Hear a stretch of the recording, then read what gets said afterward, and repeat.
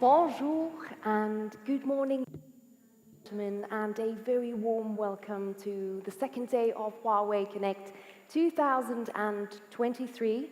My name is Munya Barada Guzi, and on behalf of Huawei, I would like to thank you all so much for joining us this morning for what is going to be a very exciting day ahead of us. Now, ladies and gentlemen, why are we here today? Well, our aim is to explore how we can continue to accelerate Europe's twin transition by leveraging innovative ICT solutions. We have a great program of speakers and experts here today for you who are going to share their insights and perspectives, and there is a lot to look forward to, ladies and gentlemen. Now, let us begin by understanding how ICT innovations can enable digital transformation across different industries.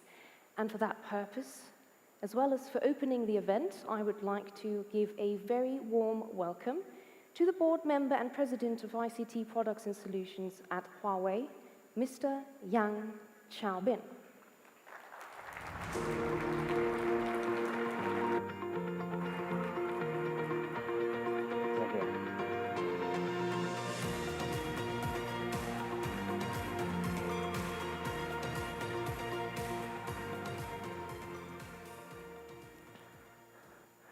Good morning, ladies and gentlemen. Welcome to Huawei Connect. It's my great pleasure to see all of you here.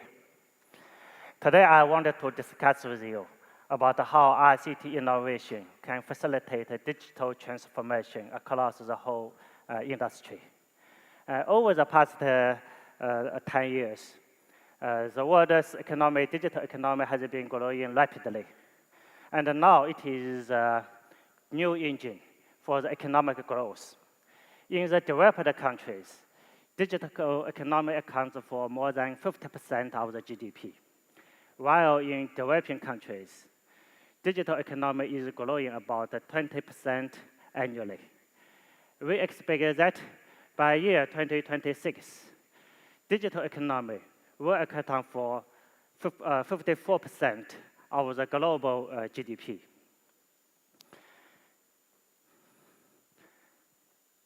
Digital transformation has entered the fast lane.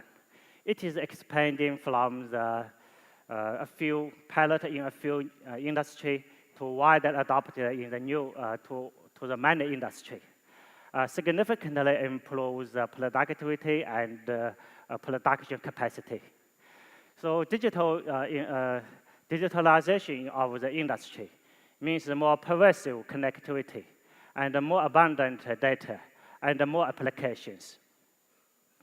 Europe is the birthplace of the industrialization, and it is a lead in this domain. The first wave of digitalization occurred in the industry like internet and finance, which rely less on the operational technologies. The second wave of digitalization is underway, like the industry like manufacturing, transportation, and energy. And the Europeans have a competitive edge in this domain and is well positioned to create new business opportunities. But the common challenges exist with industry digitalization across the continent. First is the network. Network is not simply connect people and things. In the industry digitalization, network, the ICT technologies need to deeply integrate with the OT technologies to one system. So, which demands the network has higher bandwidth, higher reliability, and low latency. The second challenges rely in the data. Data from different industry and domains will be integrated to form industry-specific or domain-specific data space for different scenarios. So industry and enterprise require access to strong, flexible, and diversified computing power and storage power. So the third challenge are related with applications. Enterprise and normally have a complicated process and scenarios. Their demand for industry application is surging. So the integration of ICT with enterprise business is mandatory. The first one is ecosystem.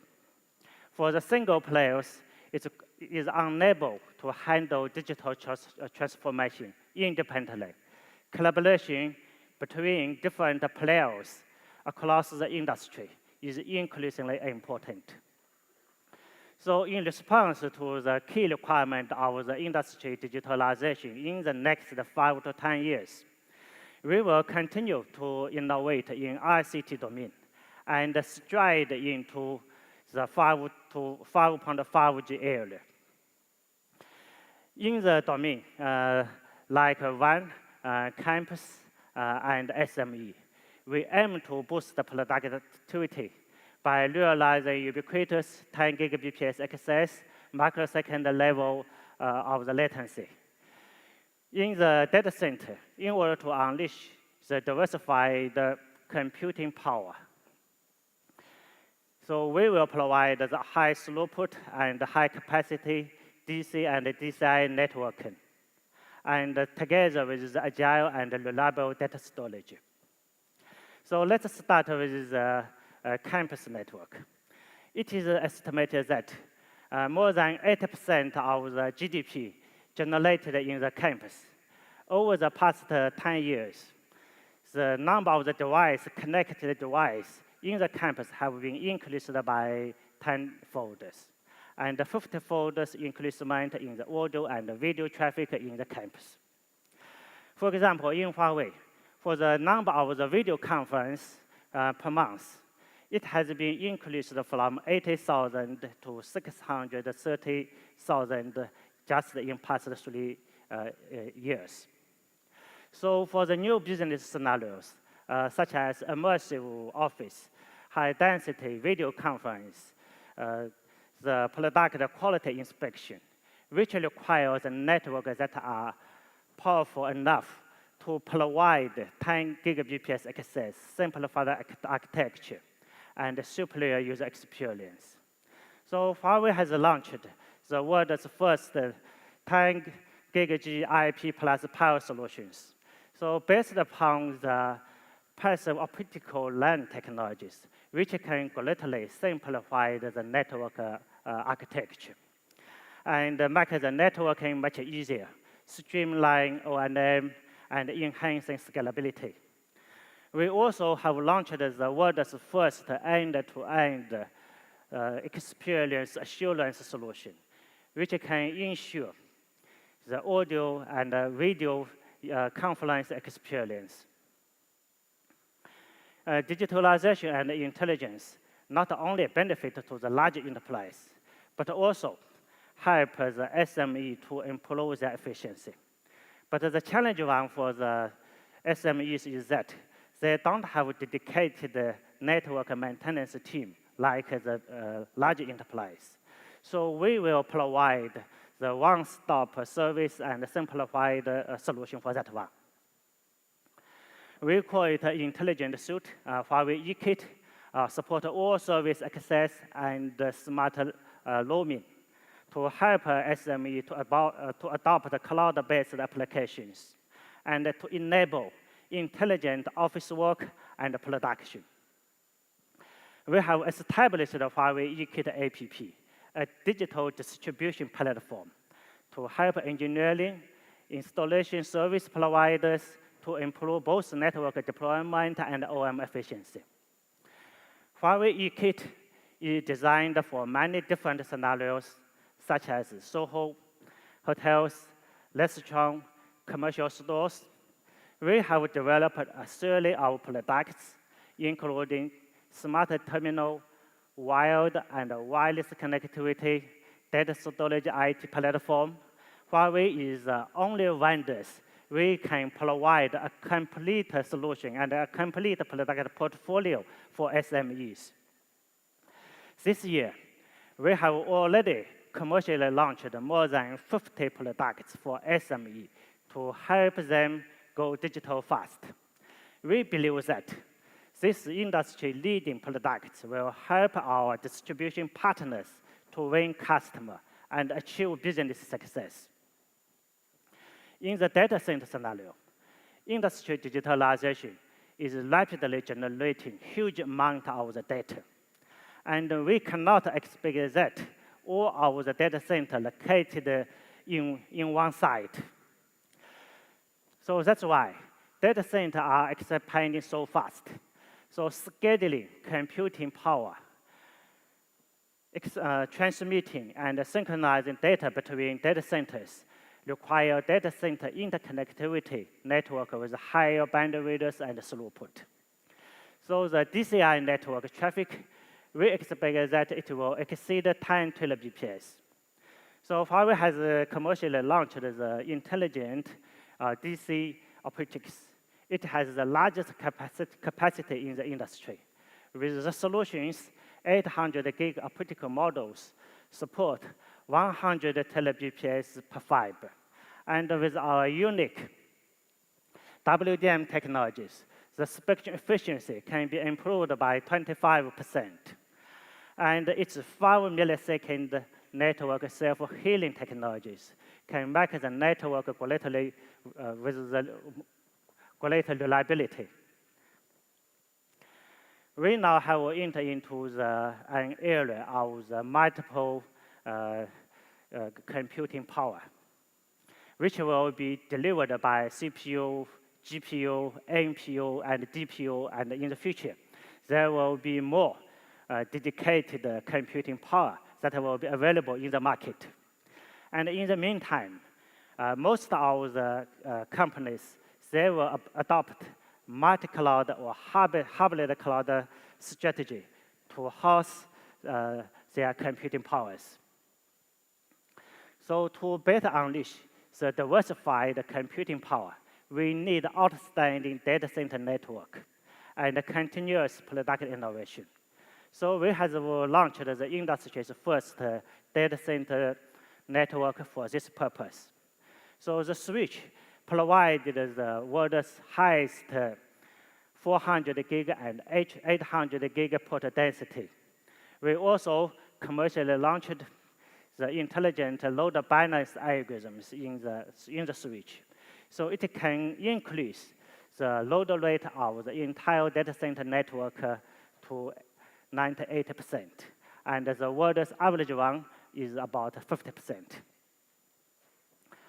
Meanwhile, ubiquitous data service, which also require fast, greener, and more reliable data storage. For example, in healthcare, MRI, which requires 3,000 to 5,000 images to be loaded in 1 second. And frequently, data migration will shorten the service life of HDD. And the 5-year return rate of HDD is as high as 6.95%. So if we compared with the HDDs, the flash storage provides high performance and better reliability and lower power consumption. So the bandwidth of SSD is 28 times higher than that of HDD, while the power consumption is about 33% less. So if we take into account the space utilization and the power consumption, so the TCO of the 5 years of SSD is the same as that of HDD. So today, we are launching 2 new Huawei Ocean Store all-scenario flash storage products for different enterprise service.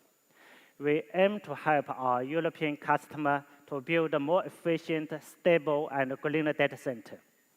So Ocean Store Pacific 9920 is our new all-flash distributed storage product, which features the industry's highest capacity density. Its 2U chassis can house 25 drivers. And Ocean Store Dorado 2100 is the industry's first active NAS storage product for SMBs. It offers 6-9 reliability, and its maximum capacity can reach 500 terabytes. So the digital transformation of the industry creates both challenges and opportunities. Huawei is committed to develop innovative product and solution in ICT area and stride into 5.5G area. So this product features simplified architecture, premium quality, and excellent user experience for data center, vans, campus, and SMEs, and for other scenarios. We also glad to work together with all of the industry partners to developing the industry digitalization standard and sustainable ecosystem, upholding the spirit of openness, innovation, and collaboration. We will work together with our customer and partners to promote digital transformation in Europe and facilitate shared success in a digital future. Thank you very much.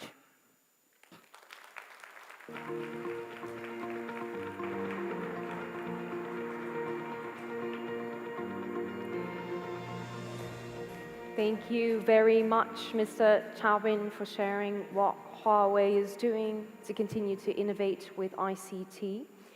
It is exciting to hear that the 5.5 era is here, ladies and gentlemen. These advanced technologies will act as key drivers for accelerating industry digitalization in Europe. Now let's continue the conversation with our next speaker. He is the founder of Le Cercle des Économistes, a French think tank, and the president of Les Rencontres Économiques d'Aix-en-Provence, Europe's leading economic forum. We look forward to hearing his perspectives on how to increase the gains of productivity. Ladies and gentlemen, please join me in welcoming Monsieur Jean-Hervé Lorenzi.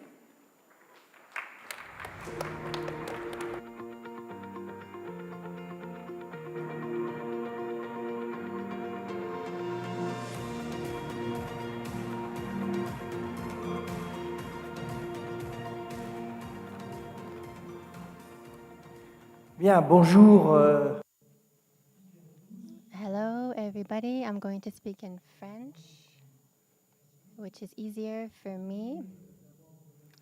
I would first like to thank Huawei for this occasion to talk about economy, which is a complicated subject. I am an economist, and I am very honored to be here this morning.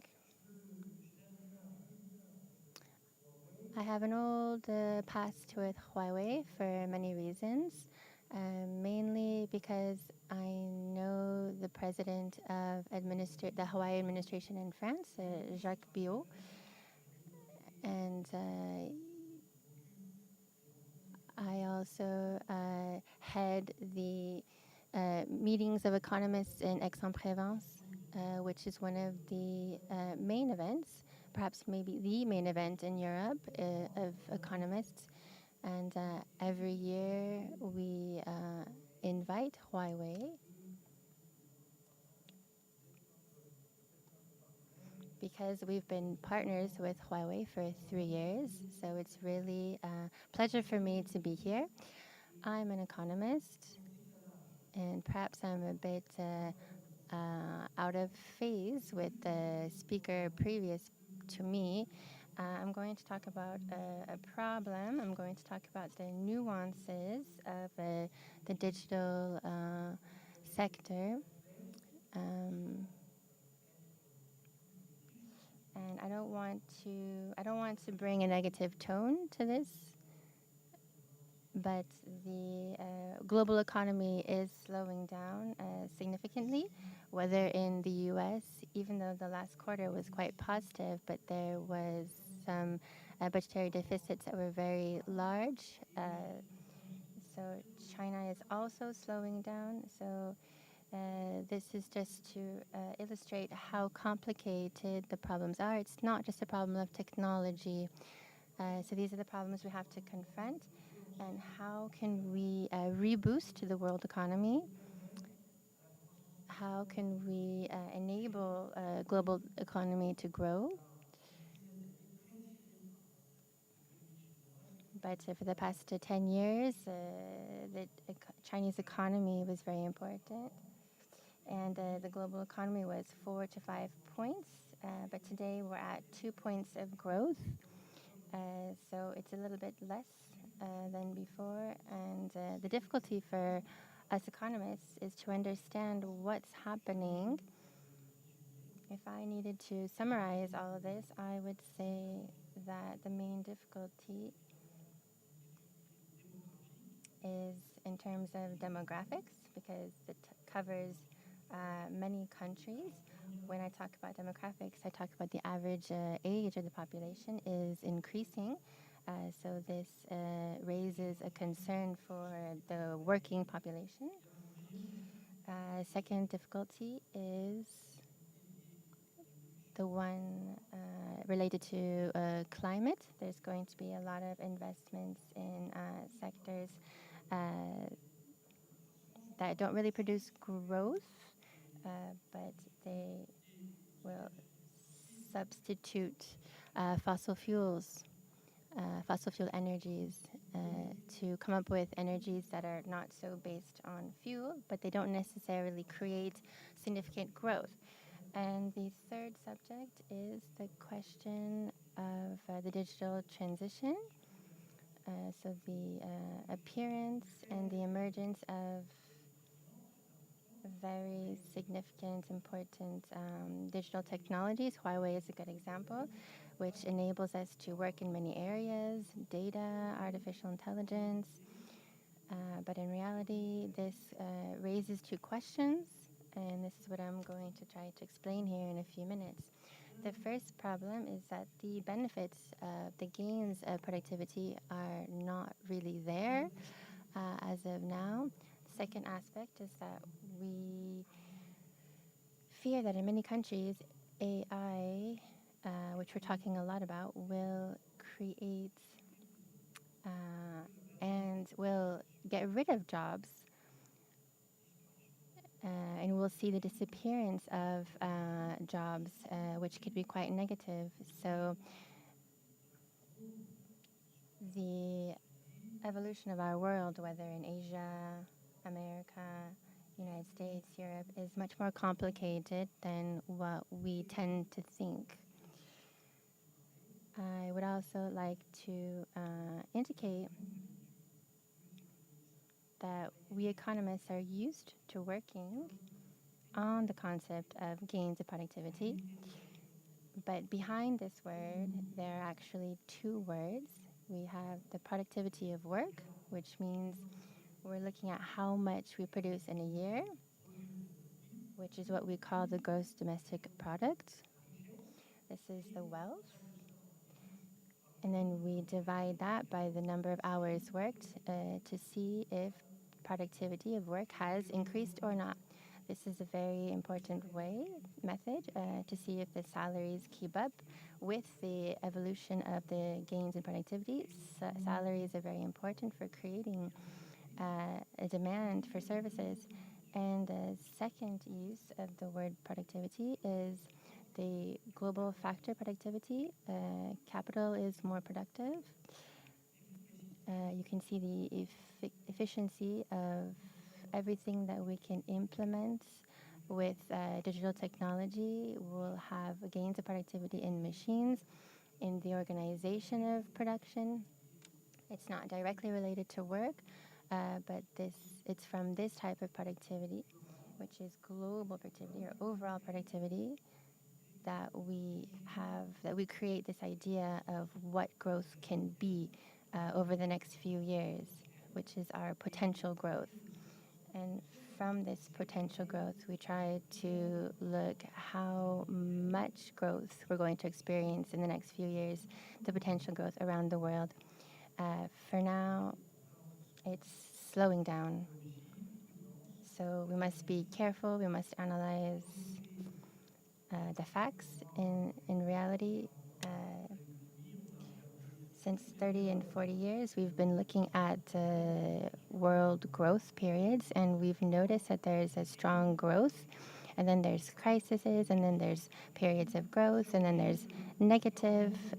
So human history is not a straight line that goes up, there are shocks, there are geostrategic tensions, there are equality problems, there are a lot of issues that make the world economy evolution take a non-linear path. It's not as predictable as we think. Everyone thinks that we're in a difficult period right now, even though digital technology is stepping up to provide the elements we need, but it's not enough to have strong convictions about what's going to happen. So I'm going to use 5 words that you're going to retain, and these 5 words will enable us to analyze the situation. And these are the 5 words.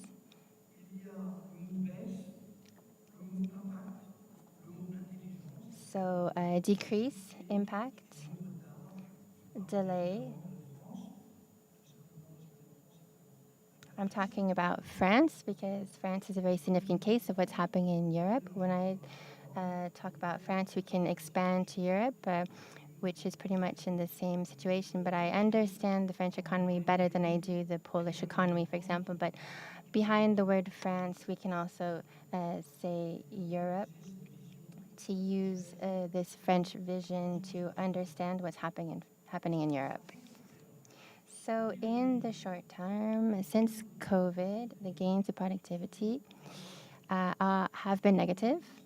They're negative because all the countries in the world during COVID wanted to maintain their activity.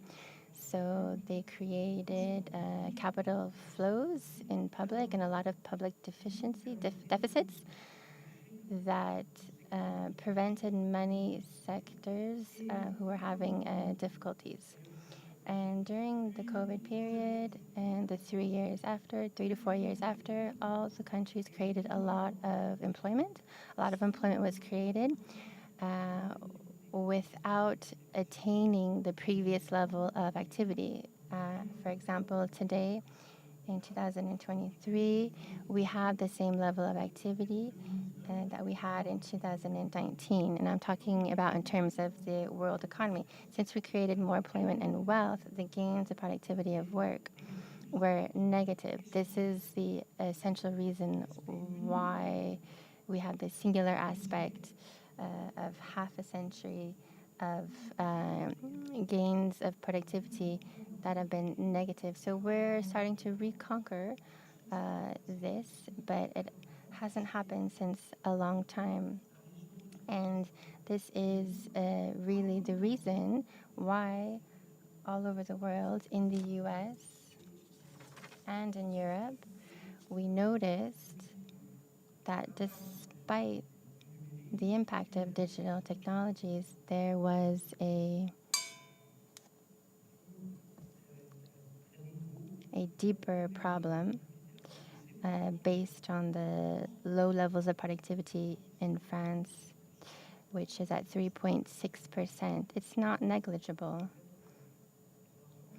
in 3 years, perhaps, but we're still confronted with a strong system. Last point that I want you guys to keep in mind is that all of our economies in the world give a larger part of the market to the industry, whether in Europe or in the US. Services, I'm talking about the people who welcomed us here today. I'm talking about the people who clean this room, who are going to feed us. These services are being substituted. China is an example, being substituted by industrial production because China is the largest country that remains a large industrial country, but the rest of us are at 80% of human activity, which is a service activity. And this is why services have low gains of productivity compared with what we know in industry. And this is why we have this relative decrease in productivity. The second aspect is this decrease. So I'm going to take France as an example. As you know, the whole world is going to be confronted, especially all countries like the US and China or Europe, to the energy transition. This is decarbonization. We have to decrease the production of CO2. In order to achieve this, we must replace our production devices and our means of production, which are very based on fossil fuels, gas, oil, these means of production. We need to turn to means of production that are less consuming of gas and oil. There are other means. For example, in agriculture, the production of CO2, half of 1/8 of the production of CO2 in a country like ours is created by livestocking. Cows and whatnot, they produce a lot of CO2. So we are confronted with problems that we need to resolve, but they're very complicated. And the gains of productivity, this is why they're going to be lower. And in our studies that we did on decarbonization, we found that until 230, we are going to lose 2% of gains of productivity because of a slow recovery. So this energy transition is more important than what could happen in the digital technology service sector and to increase the effectiveness, the efficiency of our production. This is why I spoke about a decrease. The third subject, and I'm going to be a little bit more positive here to rebalance our vision here, although economists are asking a lot of questions and have a little bit of hope, though, is the impact. So when we take a look at the US, we see that almost 1/4 of productivity and thus American growth is related to stocks and investments in digital technology. So the production of machines or software, algorithms, everything that we can imagine. So we see that in reality, the reality of this activity sector and the diffusion of digital technologies perhaps allows us to counteract all these more negative aspects that I've mentioned. And this is why I spoke of impact. And then intelligence is the fourth word.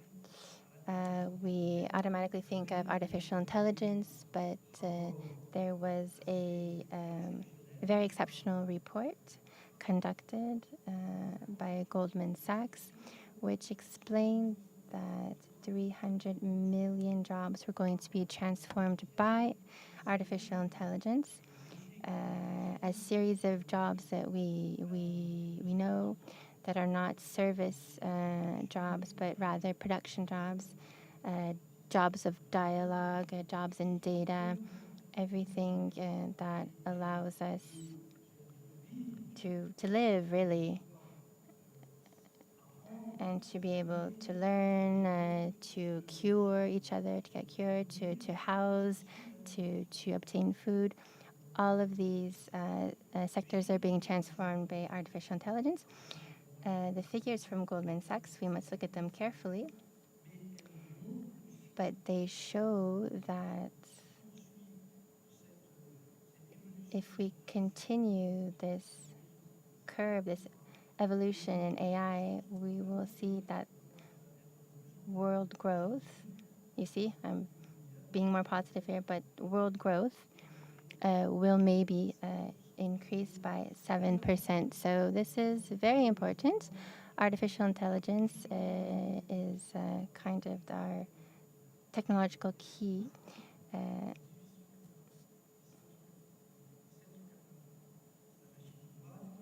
We created the Watt machine, and then electricity, and then automobiles, all these sorts of disruptions in our production system. But artificial intelligence is the same, it has the same characteristic. It's going to profoundly change our production and consumption methods. And I'm going to conclude with the last word, which is delay, which is actually positive. France is behind other countries in other developing countries in terms of the use of digital technologies, of robotization, the development of activity sectors that are impacted by technology. This delay can be quantified, but I'm not going to bore you with various figures. It's bad news.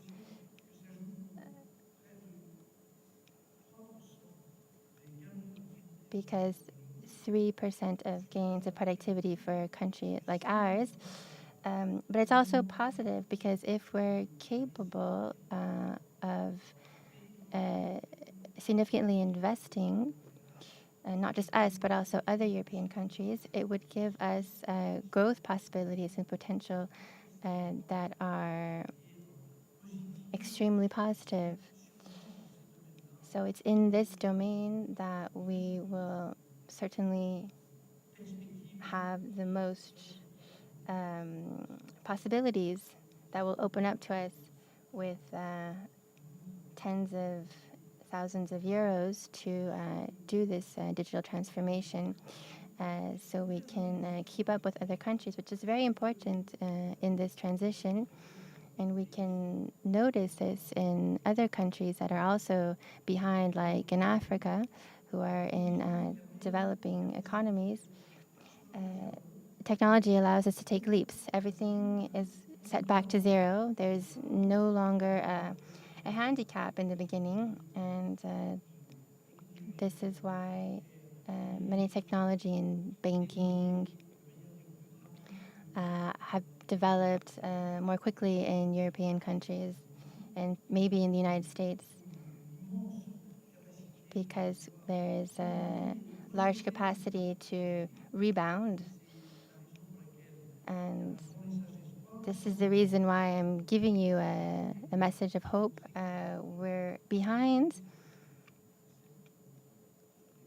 but we can catch up with this development. To conclude, I would like to insist on the fact that the world that is appearing before us is a world that is determined by three major transitions. Keep this in mind. We're not in a period like the past decades that we've seen. We have a demographic transition. The population is getting older, and that generates costs. There are problems of retirement, health problems, problems in productivity. Older people are not the people who are going to invent technology. They're not the people who are, on average, they're not going to innovate in the world. And then we have an ecological transition, which we're starting to see now that it's going to cost us a lot. It's going to modify our production and consumption attitudes. And then lastly, we have our sociological transition. After COVID in all of our countries, we saw these reactions and relationships with work which are not the same. We have a conception of work that are not the same as previous generations. So digital technologies are playing a very important role in this area. But do digital technologies have to adapt to the capacities of men and women of all generations to appropriate these technologies? You can see this with internet. It's a wonderful success. There's an acceptability by all generations. the possibilities that internet offers. Artificial intelligence is something else. It's a bit more complicated. It's more difficult today to imagine that in our lives. But if the world global economy is reboosted, it will be because the impact of digital technologies will determine the costs of the other transitions. So the other transitions in terms of growth and demographics and the climate issues. So if digital technologies can compensate these transitions, which aren't negative, but they're just very consuming of costs, then digital technology needs to carry and integrate themselves into the lives of everyone. So if technology needs to be accepted by people, so it's a problem of offer and demand, and I'm an economist, and we're going to work on this, and I'm sure that Huawei will be one of the major players in this area. Thank you very much.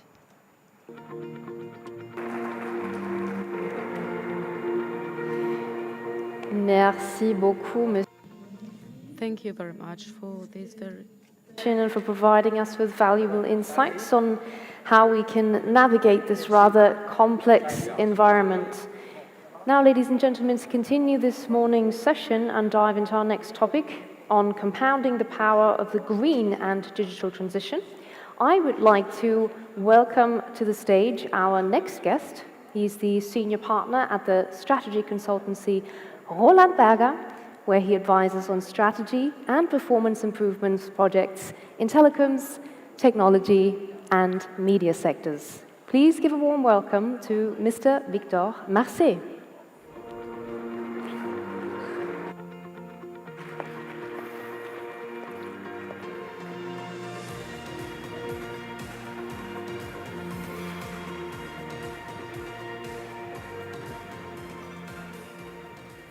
Good morning, everyone.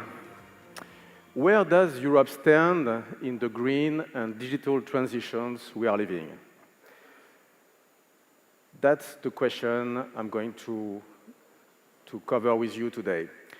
First, on the sustainability side, Europe is doing quite well, actually. Europe has defined its European Green Deal in order to become climate neutral by 2050, with the objective first to reduce by 55% the greenhouse gas emissions by 2030. And historically, Europe has been very well placed. Europe has reduced its greenhouse emissions by 20% in the past 20 years, and it's the only continent that has done it. So quite good on that side. On digital, it's quite another story. We're lagging far behind the US and China. We are still 90% dependent on Asia for chips. We have far less unicorns than the US. We are also on high-power computing, investing only 5% of the total amount invested globally. And in the past 10 years, Europe, in the terms of ICT global spend, has decreased by 10%, from 20 to 10%, when the US have increased their share from 27%, 30% to 40%. So the gap is increasing. The good news is that Europe is investing on that topic. Europe has defined, as you know, it's what we call the Digital Decade Program, with clear targets for 2030. Clear targets on four areas: government, infrastructure, skills and business, but also first initiatives, investments on chips, for instance, with the EU Chips Act, but also investments in quantum computing with the European High-Performance Computing Joint Initiative, and not to mention the Critical Raw Material Act, which is important for digital also. So initiatives, reaction on that topic. What else can we say? Last year, Europe has decided to bundle the two transitions and to call it the twin transitions. Why do so? What does it mean? Obviously, these two transitions are happening at the same time. So this makes sense to work on it in parallel. But why bundle it? First, to avoid to have separate agendas on these topics. But we'll see also that there are quite more interactions between the two transitions. And this is what is shown on that slide. The twin transitions really cover two areas of work, two dimensions of work. First, sustainability by digital. What does it mean? That means maximizing the synergies. And the potential of reduction of the greenhouse gas emissions by digital is about 15%, so it's quite significant. And we'll come back to that. And second, it's sustainability in digital. And this is also a very important topic. Why so? Today, greenhouse gas emissions coming from digital are only 3% of the total, but it's increasing. As we all know, data consumption on smartphones everywhere is increasing by 30% a year. So the compounding effect is huge. There is a need to minimize the conflicts between the two transitions and to work on sustainability in digital. Let's start with sustainability. Let's start with how sustainability can help the green transition, sustainability by digital. Technology can speed up the journey to net zero in 4 ways. First, process optimization. Second, carbon data transparency, but also circularity, as well as building data ecosystems. And we see 4 technologies that will help this transition: AI, robotics, IoT, and the digital twins. And this needs to be supported by a very strong infrastructure, networks and cloud infrastructure, very high-speed, resilient networks. Let's say a word about digital twins. Digital twins are quite fascinating. What are we talking about? It's the virtual representation of anything real. Originally, that was invented by companies like Dassault Systèmes, for instance, in order to design airplanes, cars, complex products.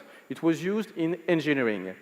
But now, engineering being the left part of the slide, but you can see that it's moving all the product life cycle in order to cover construction, utilization, and also dismantling, recycling.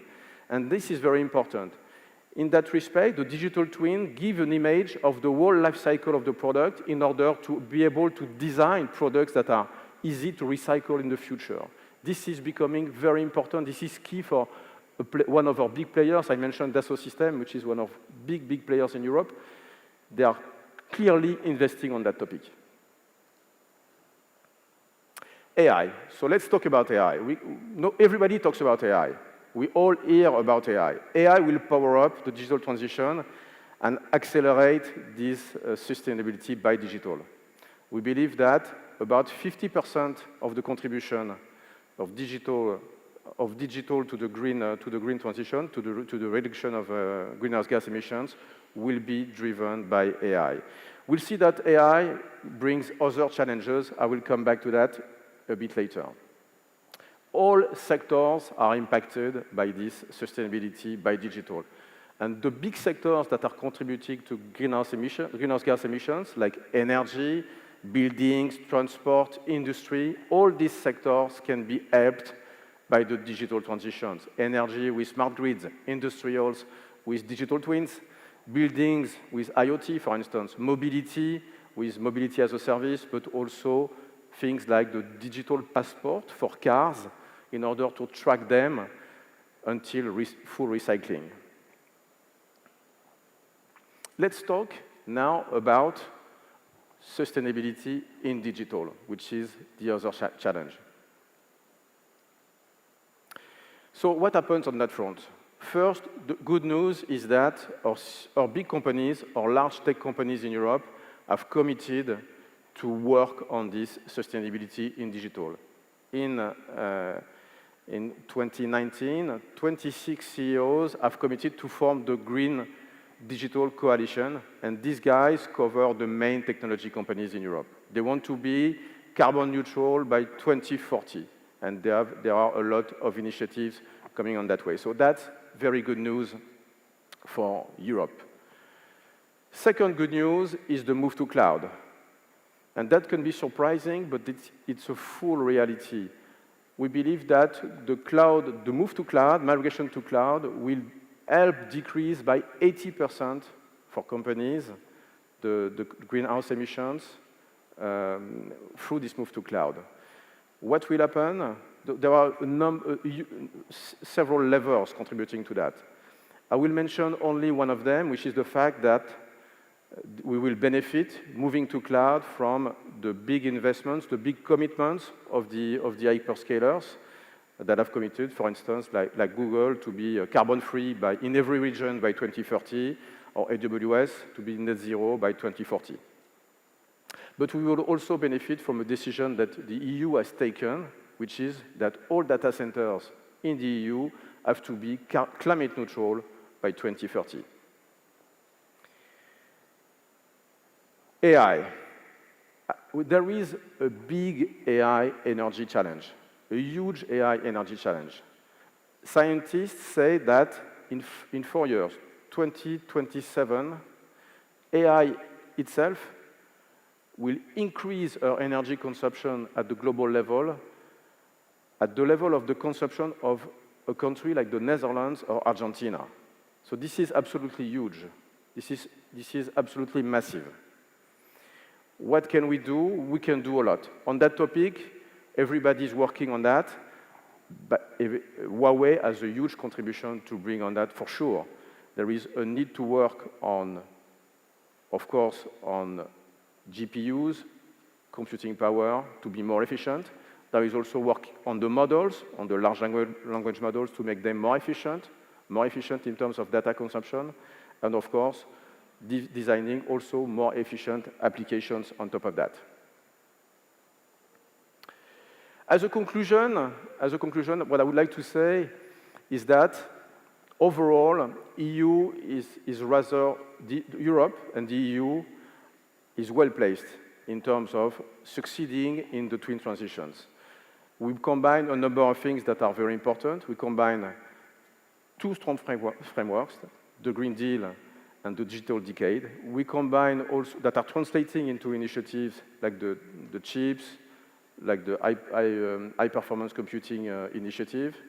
We have also a set of large enterprises that are willing to play that game, which is also very important. And last but not least, we have startup ecosystems and innovation programs that are developing and pushing on that horizon. And to succeed, of course, every company will need to take part of the challenge. Many thanks for your attention. Thank you.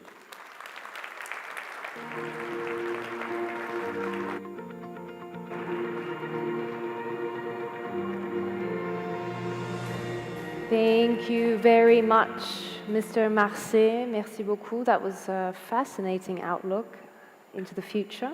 And as we just heard, Europe is doing well, ladies and gentlemen. Let us continue with our next speaker. He is the Senior Vice President of Key Accounts for Orange Business, and he's going to share how positive impact can be created by joining forces. More specifically, we'll learn how the long-term and strategic partnership between Orange Business and Huawei is yielding innovative solutions across industries. Please join me in welcoming Monsieur Géraud de Chanterac.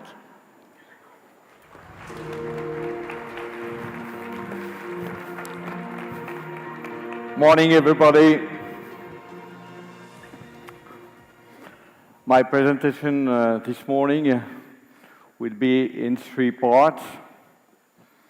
The first, at first, I will present Orange Group and the Orange Business vision. Then a few words about what we do with Huawei, the partnership we have together. And then I will finish with a success story we had together this year for our customer Système U. So, Orange Group and Orange Business Vision. On that slide, you have two parts. On the right part, you have Orange Business, and we will start with the left part with Orange Group.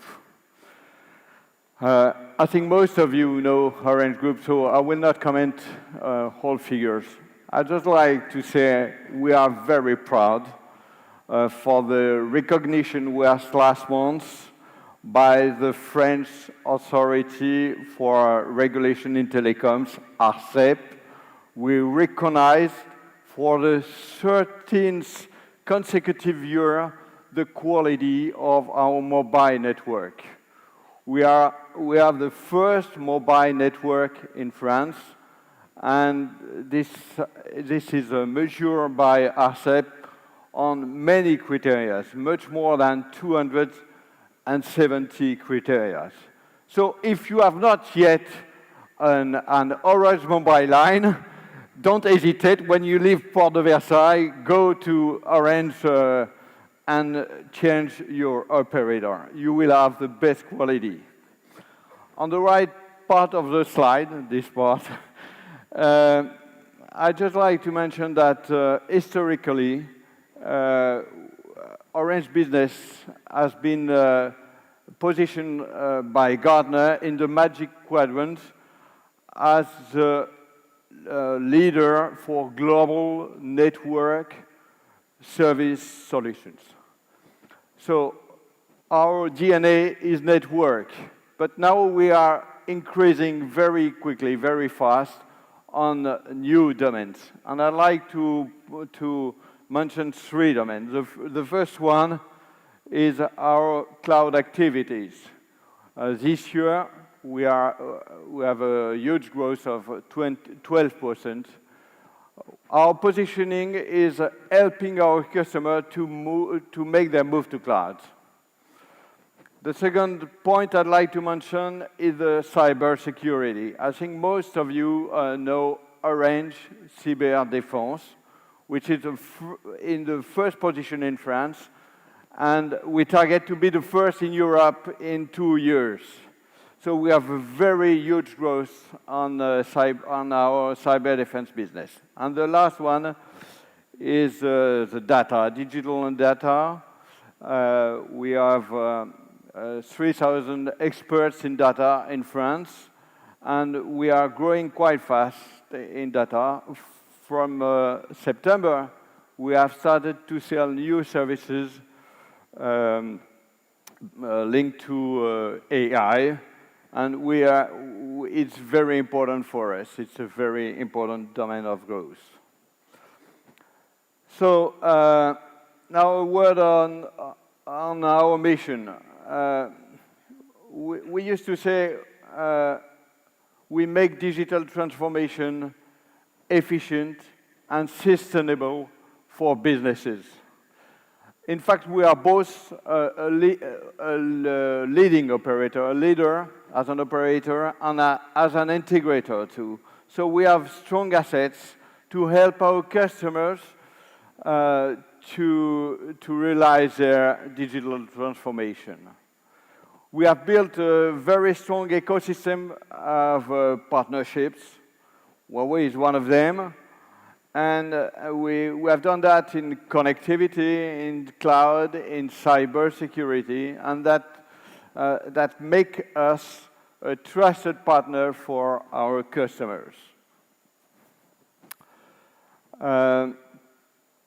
This slide is not easy to explain, but I will try to do it.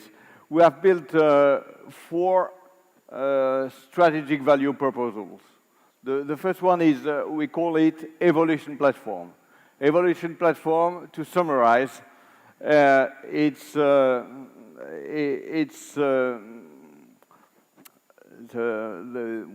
I should say, the meeting of connectivity and of cyber security. This is the way our customers now work in their network transformation. Then the second one is the customer experience. We have a strong expertise in customer experience, and we help our customers in that domain. Employees experience too, and the last one is operational experience. And we have three main enablers. The first one is sustainability. The second one is data-centric. And the third one is trust.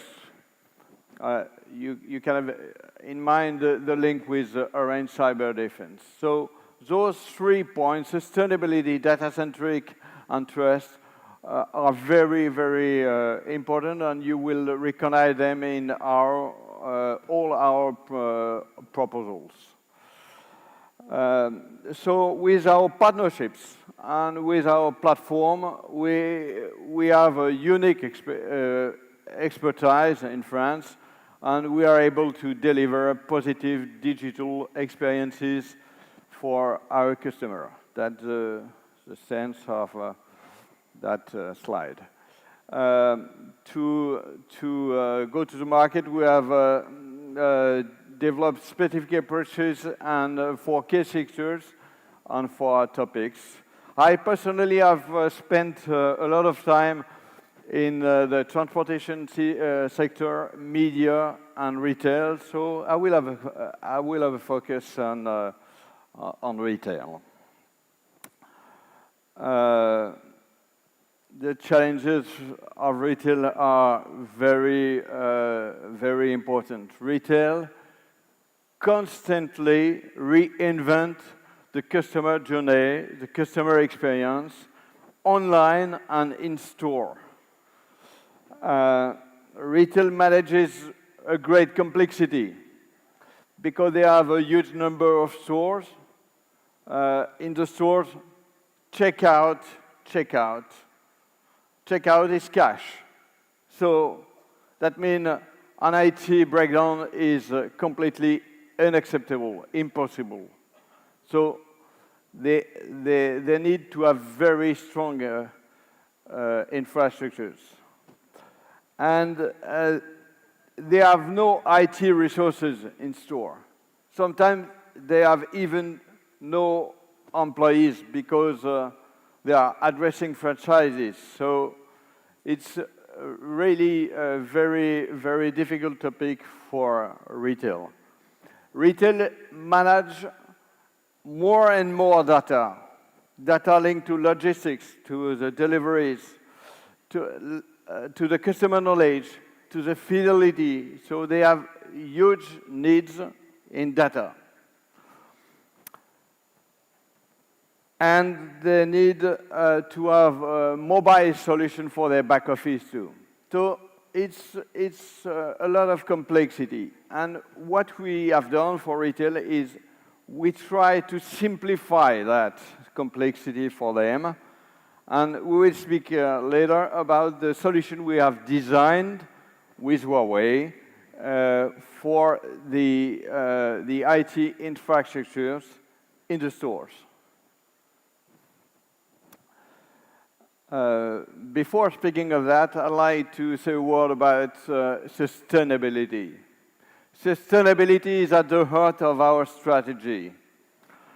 Our business model is, of course, driven by environmental, social, and governance issues.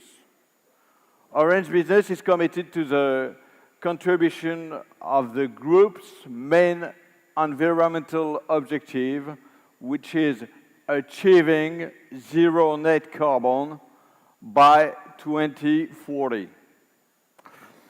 So what do we do? Of course, like most of you, we measure and reduce the environmental impact of our activities. But we do more. We now market solutions to help our customers to green their IT. For example, to eco-concept their software. And we have started to measure for our customers the impact of the solution we sell to them, because they need to have that to improve, to green their IT. A few words now on what we do with Huawei.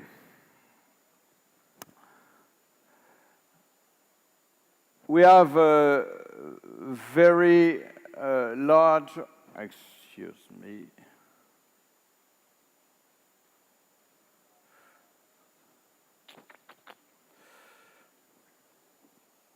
Yeah, I've got a small problem with the.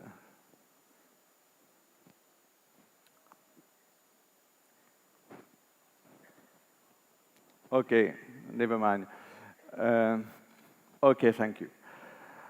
We have a very large portfolio in our partnership with Huawei. We're working together for connectivity, for video conference, for private cloud, and so we have a large portfolio together.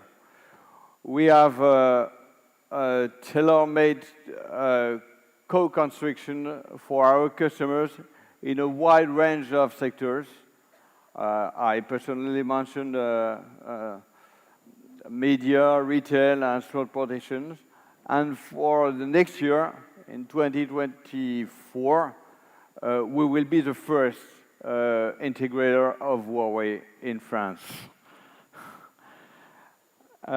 This partnership is a long-term partnership. We have started in 2016, and we have been awarded a lot of times during that period. Our partnership is mainly in two regions. We focus on two regions, France, of course, and the APAC region. Okay. I will finish my presentation with a success story we had this year with Système. First of all, I will mention what we do at Orange with Système. We manage a lot of things for them. We manage their network. We are hosting their website. We are hosting their extranet platform. We are providing security services, mobile services, of course, and now an IT service solution in store with Huawei. So, what is that? What is that solution? And what is the context? Système wanted to modernize, improve the resilience, and develop the power of their infrastructure. And why did they want to do that? Because they had to implement a new payment solution. So what we do for them, as I told before, everything is very complex for retailers. So we make it easy. What does it mean? That means that we order the different components to the manufacturers, rack, storage, server, inverter, switch, everything you need to make the IT for your corners. We assemble those components, we test them for them, and we deploy them. And we will manage that solution together with Huawei for 7 years.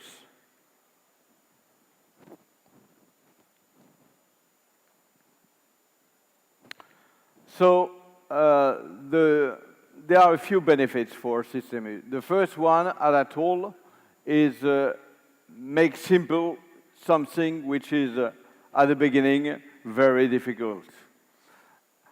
The second one is, with that new solution, they have a new reliable infrastructure. They have it at predictable cost. We have taken a very strong commitment on that point.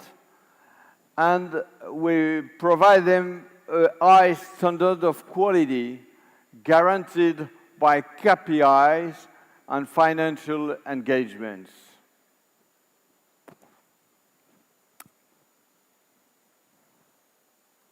That's it. Thank you.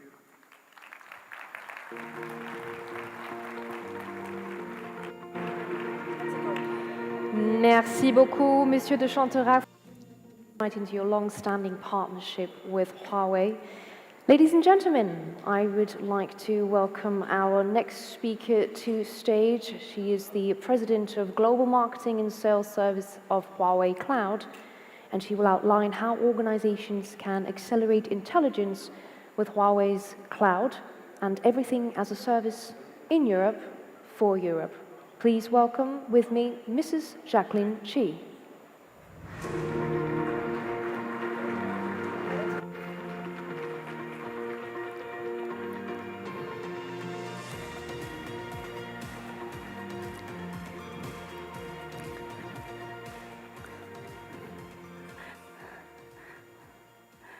Good morning, ladies and gentlemen.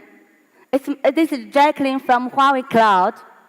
It's my great honor to stand here and share all our latest progress to you. Huawei Cloud keeps going very fast during the last year globally. We know more and more customers and partners already select us as the preferred cloud for their digital transformation. But we know without your support, we cannot realize that. Then you can see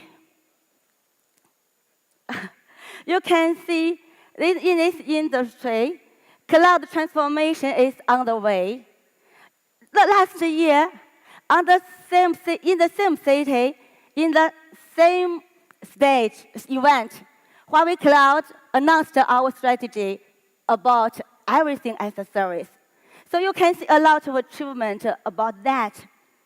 For infra as a service, we launched a lot of regions globally in Ireland, in Turkey, and also in Saudi Arabia. Then a lot of new regions is coming on the way. It's coming this year. Then in Philippines, in Egypt, and also in Spain. With these kind of new regions, we hope to provide the seamless user experience everywhere, anytime, for all the customers globally. For technology as a service, last year, Huawei Cloud announced 4 pipelines to shorten the time for the developers to understand so complicated cloud technologies. There's software development pipeline, AI development pipeline, then data governance pipeline, and the digital content production pipeline. So with this kind of pipeline, all the customers and developers can easily understand so complicated technologies. It will shorten the time and even shorten the distance. Then for technology expertise as a service, in this layer, we develop a lot of joint solutions with our partners in the industry area. We know only when we combine the knowledge in the industry and the technology together, we can help more industry customers realizing their digital transformation. So that's a big progress happened in the past year. Then Huawei Cloud will continue to bring more value to our customers. Definitely, European market is always one of the most important markets for cloud. So now let's take a look at our footprint in Europe over the past year. In the past year, Huawei Cloud launched 2 regions in Ireland and Turkey. They extend faster, more reliable cloud services with lower latency to Europe and help make Europe a cloud hub for global enterprises. We've invested more in Europe too. We set up partner cloud support centers in France and Hungary, R&D and Innovation Center in Germany, and Public Cloud Service Center in Ireland. For startups, we started a $100 million innovation fund. In the next 5 years, it will help 1,000 European startups grow on the cloud. By now, more than 3,000 European companies have chosen Huawei Cloud, the cloud that helps them go global and digital more easily.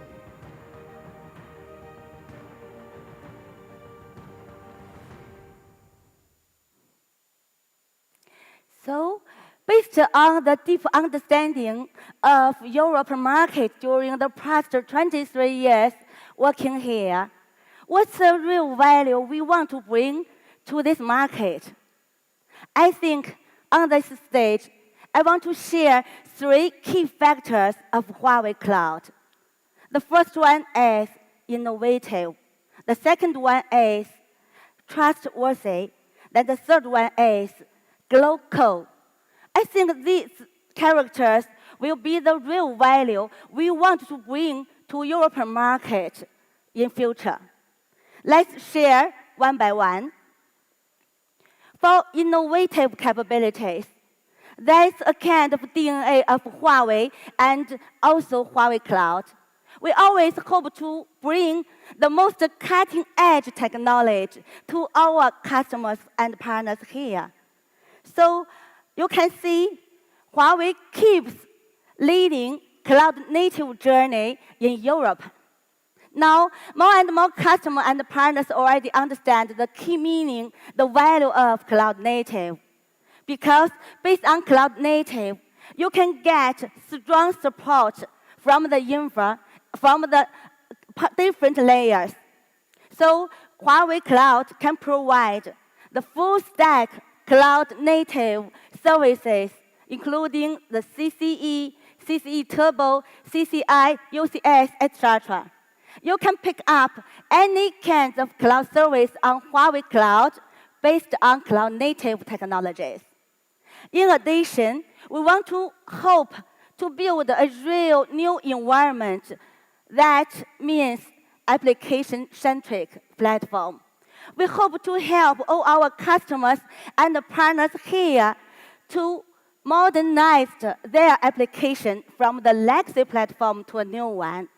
So all the developers can get the support from the cloud platform to reconstruct their software layer. So you can see, by technology part, cloud native can provide 2 kinds of capabilities. The infra for new network architecture, the infra for new software architecture. So Huawei Cloud will keep to lead cloud-native journey in Europe. Now, we already get many successful cases globally, also include in European market. You can see the case, it happened in Europe markets. And we support a very famous company, 433. That's a famous football fan community company.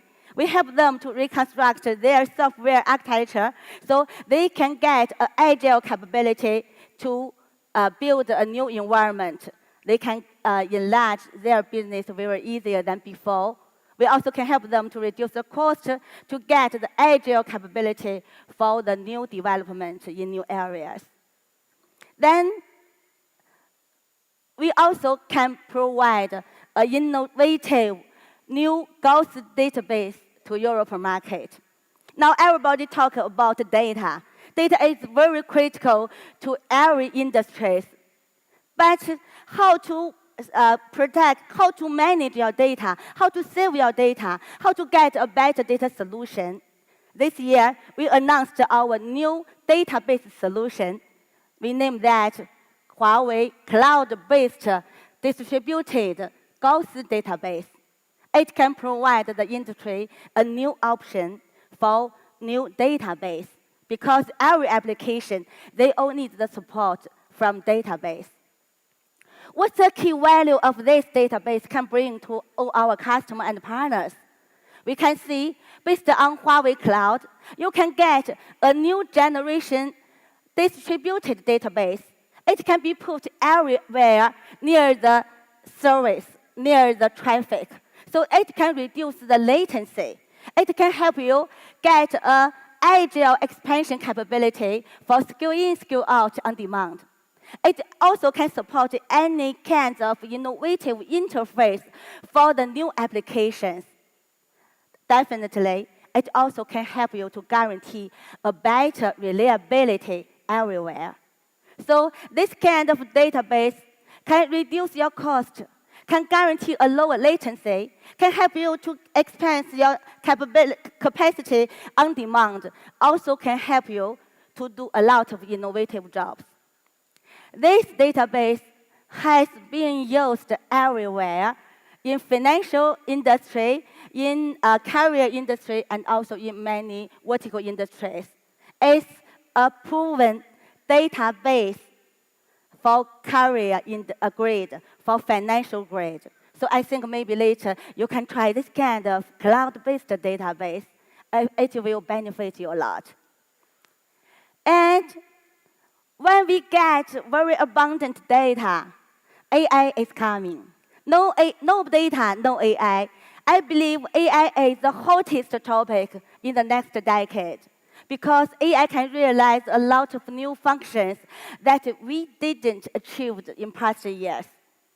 So based on AI, Huawei Cloud can provide 3 kinds of solutions, including the AI computing power, including an AI development pipeline, also include very famous pre-trained foundation model, Pangu foundation model.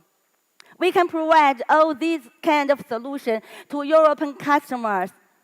Then based on our Pangu foundation model, you can see we already developed a lot of solutions focusing on the vertical industries because we hope to bring more values to help all our vertical players optimize their efficiency, reduce the cost, and help them to get more new competitiveness in future. Then based on Pangu foundation model 3.0, that's a new version for Europe. We hope based on that, more and more AI players can dance together. You can develop your own model on it because that's a kind of 3 layers AI models. All the AI players can select what they want on it. If you are good at AI development, you can only select our AI computing power. If you need more help, you can select our AI development pipeline. If you get abundant data from different vertical industries, you also can select our Pangu foundation model. It can support any kinds of NLP, CV, or any kinds of models. So based on that, I believe the AI players can enrich a lot, can benefit a lot, can develop very fast in European markets. Then you can see AI can bring more values to this industry. AI also can bring more values to other cloud services. This is a very interesting case that happened here. On our booth, you see the digital avatar area. A lot of customers ever visit there to create their own digital avatar. That technology is AI plus new media solutions. AI can accelerate the time to create a new digital avatar for everyone here. In past years, when we want to create a digital avatar, we need several hours. But now, in our booth, you can create your own digital avatar within several minutes. AI can accelerate all the processing units for other cloud services. And AI also can help us to accelerate some functions about media solutions. For example, cloud rendering solution. On Huawei Cloud, we can provide cloud rendering solution. In past years, if you want to create a 90-minute 3D video, 3D movie, you need to spend more than 6 months. But now, with AI technologies, you can get that 3D movie in 2 weeks. So it will be very easier for the AI developers to create a lot of new products by this kind of capabilities. Then in video area, this year in Europe, We also want to provide another kind of solution. We name that low latency live streaming solution for World Cup, for Olympic Games. This kind of solution can help you get a very better user experience because they can reduce the latency from several minutes to 800 milliseconds. This is a kind of new solution for media area. It's also a part of our innovative capabilities we will launch in Europe. So later, let's have a look about how this kind of innovative technology, cloud-native, database, data solutions, or other kind of AI solutions enrich a lot in vertical industries. Go. Unlock possibilities with Huawei Cloud. Go explore. Build a smart megacity with AI as the beating heart. Strike a harmonious chord between efficiency and safety in the movement of cargo. Extend innovative operations and management to 200,000 enterprises. Unleash digital for banks to innovative. Go reach. Deliver large volumes of packages even during peak hours. Transform education into a diverse and inclusive sanctuary of knowledge.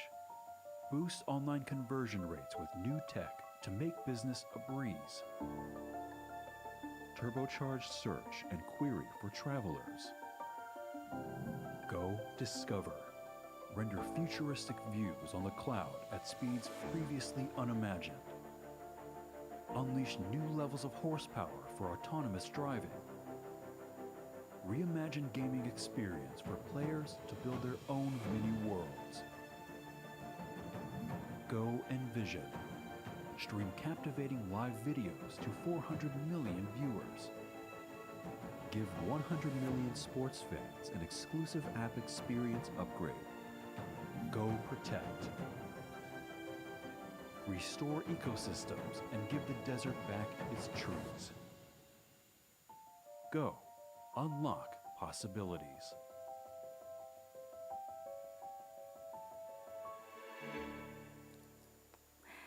Trustworthy is another key character of Huawei Cloud we want to bring to Europe because we all know that security, compliance, and reliability are critical to all the enterprise players.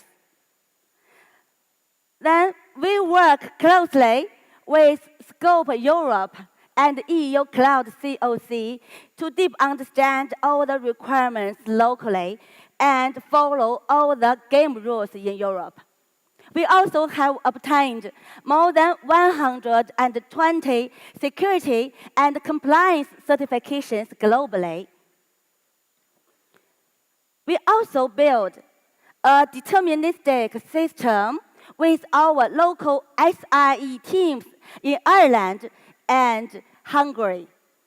It can provide a service level object of over 4.9, safeguarding the lifeline of all applications locally.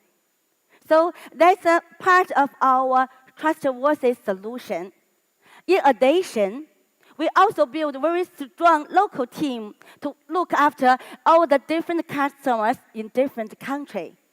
We always hope to build this kind of team with the local talents because we know when we start our journey in digital transformation, we always need help. To help, any kind of help can get immediately by all the customers and partners. So that's our target, to build very strong local team in different countries, so we can provide non-stop service everywhere. Anytime, if you need any kind of help, you just let us know. You can get this kind of help by the local team immediately. So that's the second character for Huawei Cloud. In Europe, we hope to bring more value in trustworthy area. From the technology part, we will do a lot of innovative job. But from the local team part, we will continue to absorb more talents joining us in different markets. Then the third key character of Huawei Cloud is global. I think maybe many customers and partners here will wondering about this word. Global means local first and global. That's very important for the ecosystem because we always consider only when the local ecosystem grows fast can digital transformation here can grow in a healthy and sustainable way. So that's our target, to help all the customers and partners, all the countries here building their own local ecosystem. In the past year, you can see the number of our partners increased 4 times in Europe. And the number of the co-solution with our partners increased more than 5 times.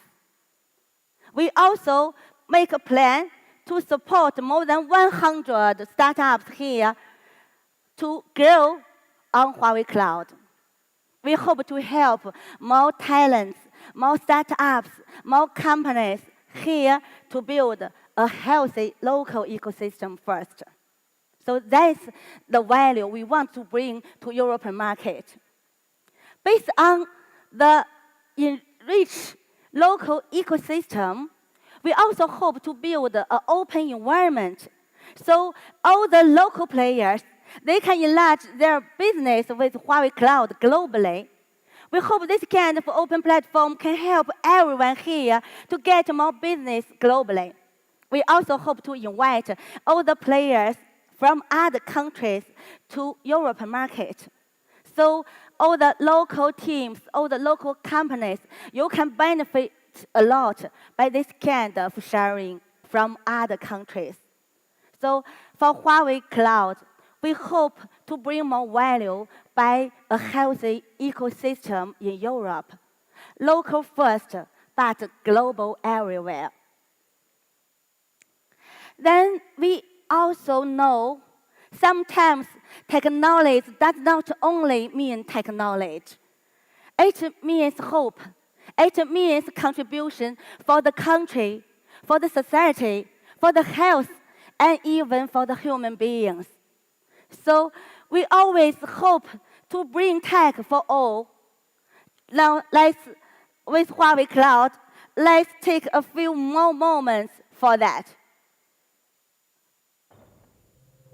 Our focus lies in embracing digitalization as the pathway to an intelligent future.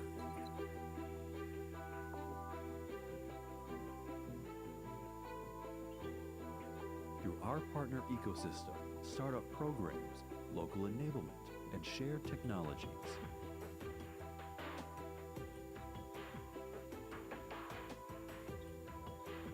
we strive to deliver ubiquitous cloud technologies and pervasive intelligence.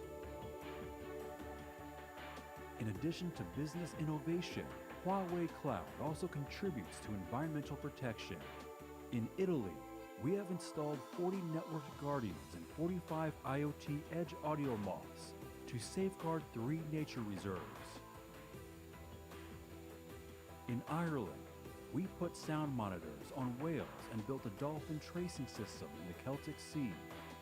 We maintain ecological balance and give the whales back their habitats with tech.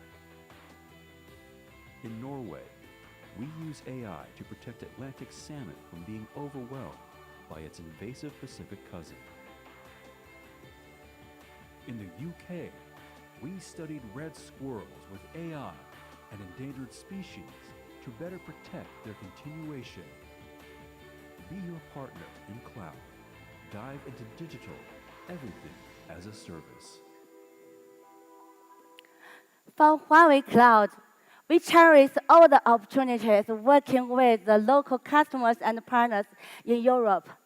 We cherish all this kind of value we can bring to different industries, to different countries in Europe. I believe it's the right time for digital and intelligent transformation in Europe. Huawei Cloud is ready to be the preferred cloud for you to this journey. In Europe, for Europe, dear customers and partners here, please allow me to say big thank you for the strong support in past years. I believe it's the right time, it's the best time for us to create a wonderful future together. Thank you very much.